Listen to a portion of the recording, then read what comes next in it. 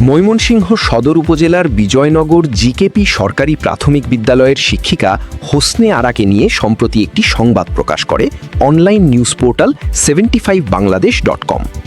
প্রকাশিত ওই সংবাদের পর থেকেই বিষয়টি নিয়ে স্থানীয়ভাবে নানা আলোচনা ও বিতর্কের সৃষ্টি হয়। তবে সংশ্লিষ্টদের দাবি, ওই সংবাদে উপস্থাপিত তথ্যসমূহ যাচাই বাছাই ছাড়াই প্রকাশ করা হয়েছে এবং বাস্তবতার সঙ্গে এর কোনো মিল নেই। শিক্ষিকা হোসনে আরা সম্পর্কে বলা হয়, তিনি সরকারি বিধি অনুযায়ী যথাযথ প্রক্রিয়ার মাধ্যমে নিয়োগপ্রাপ্ত একজন শিক্ষক এবং দীর্ঘদিন ধরে তিনি দায়িত্বশীলতার সঙ্গে শিক্ষা কার্যক্রম পরিচালনা করে আসছেন।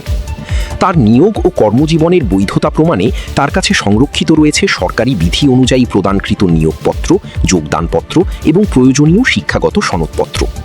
সংশ্লিষ্টরা আরও জানান, এসব গুরুত্বপূর্ণ নথিপত্র তার নিয়োগ প্রক্রিয়ার সম্পূর্ণ বৈধতা প্রমাণ করে এবং তিনি নিয়ম অনুযায়ী দায়িত্ব পালন করে আসছেন। এ বিষয়ে আরও জানা গেছে, শিক্ষিকা হোসনে আরার নিয়োগ সংক্রান্ত সকল গুরুত্বপূর্ণ ও অফিসিয়াল কাগজপত্র ইতোমধ্যে ভিশন টিভি কর্তৃপক্ষের কাছেও উপস্থাপন করা হয়েছে। উক্ত নথিপত্র পর্যালোচনায় তার নিয়োগ প্রক্রিয়া, যোগদান এবং দায়িত্ব পালনের বিষয়টি সম্পূর্ণ বৈধ ও নিয়মতান্ত্রিক বলে প্রতীয়মান হয়েছে বলে সংশ্লিষ্ট সূত্রে জানা যায়। এদিকে স্থানীয় অনেকেই মনে করছেন, কোনো ধরনের নিশ্চিত তথ্য বা যাচাই ছাড়া এ ধরনের সংবাদ প্রকাশ করা সাংবাদিকতার নীতিমালার পরিপন্থী। তাদের মতে, একজন শিক্ষকের মতো সম্মানজনক পেশায় নিয়োজিত ব্যক্তিকে নিয়ে ভিত্তিহীন সংবাদ প্রকাশ করা শুধু ব্যক্তিগত সুনামই ক্ষুণ্ণ করে না, বরং একটি শিক্ষা প্রতিষ্ঠানের মর্যাদাকেও প্রশ্নবিদ্ধ করে। স্থানীয়রা আরও বলেন, সংবাদ প্রকাশের আগে যথাযথ তথ্য যাচাই করা একজন দায়িত্বশীল সাংবাদিকের নৈতিক দায়িত্ব।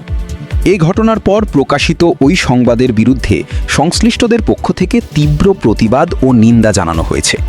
তাদের অভিযোগ, কোনো ধরনের সত্যতা যাচাই না করে উদ্দেশ্যপ্রণোদিতভাবে সংবাদ প্রকাশ করা হয়েছে, যা একজন শিক্ষকের ব্যক্তিগত সম্মানহানির কারণ হয়েছে।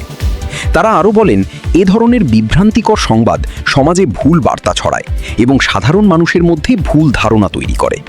প্রকাশিত ওই সংবাদের বিরুদ্ধে প্রতিবাদ জানিয়ে সংশ্লিষ্টরা বলেছেন, ভবিষ্যতে এ ধরনের ভিত্তিহীন ও যাচাই বাছাইহীন সংবাদ প্রকাশ থেকে বিরত থাকা উচিত।